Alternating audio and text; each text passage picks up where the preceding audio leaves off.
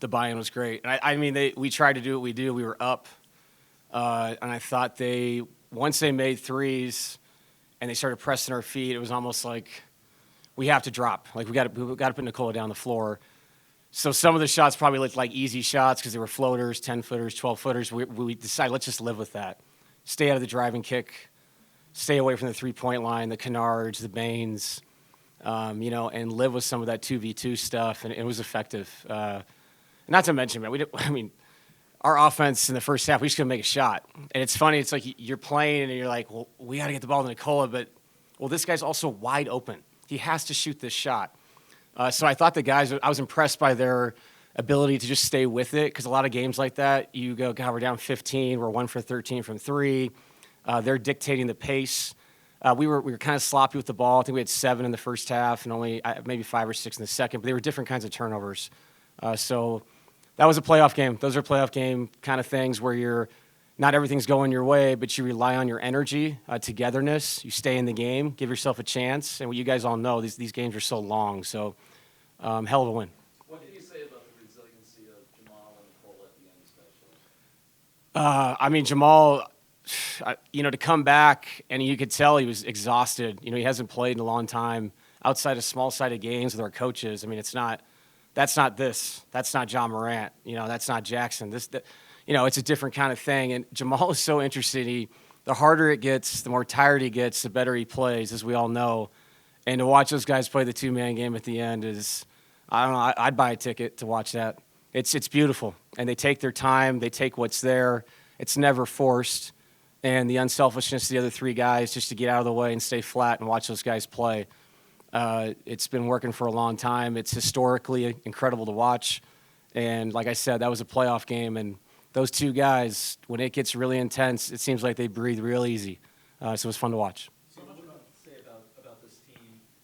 A 13-0 run late in the game to put this thing away. It seems like it says a lot about this team. Yeah, and 1 point given up in the last 6 minutes is absolutely incredible. So the 9-0 run to end it, and it looked like who we've been. We're a team that's won big games for a long time. We understand the DNA of that kind of game, and we have it. And those guys were just stayed with it. Like I said, so resilient. I've seen us win that game a lot. Just staying with it, getting stops. Eventually your offense will come around. I told them that in there. I'm never worried about that. We never have been worried about that. We're going to score. But once we found our defensive intensity, rhythm, you could see it change. And it started to change, I thought, at the end of the third quarter. So really proud of the guys. So much about that playoff environment is just stepping up and being able to do what's needed, even if it does get weird, even if the rhythm is off. What do you say about Aaron and Russ specifically, the way that they stepped up in that? Two vets, been in this thing before, and I said it before the game. We're going to finish with the 5 guys that are playing well.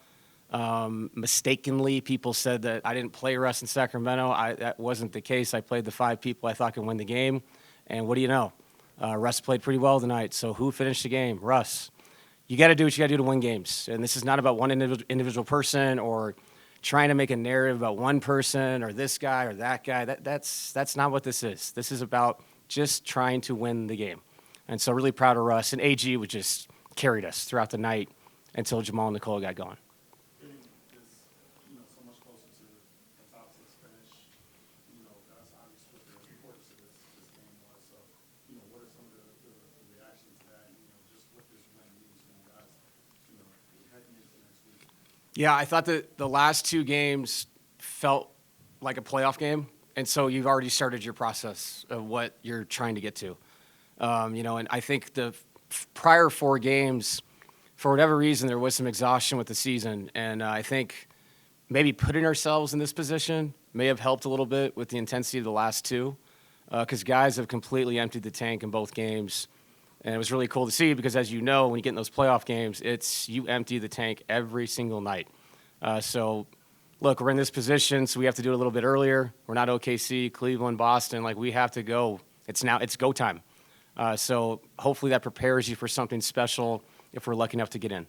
David, Nikola Jokic locking up a triple-double average for the season, just the 3rd player in NBA history to do that. What do you have to say about his season-long performance? If he doesn't win the MVP, it's the greatest season of all time not to win the MVP. Anything else? I think there's a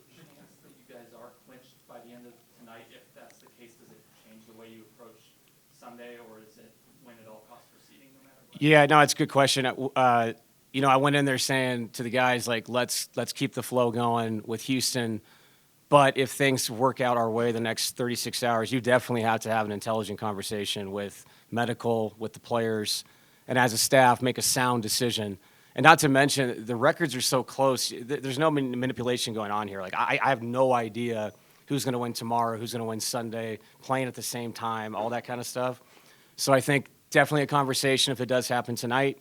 But I don't think you can dictate your matchup and all that right now. It's just so crazy with the records. You mentioned AG had a big lead. What did you see from him tonight that was able to drive you guys? Extreme toughness, not giving into the cross match. They put the center on him. He was incredible flooding to the rim when they doubled. They came from the baseline. He absolutely physically owned their smalls that tried to take him out. And then just the overall, the rebound at the end just shows you where he's at mentally. AG's had calf issues all year. In the last 2 games, you've seen him catch lob dunks. That rebound was incredible from my angle. His head was above the box. It was incredible. And that shows you where his effort level is and how important this is to him.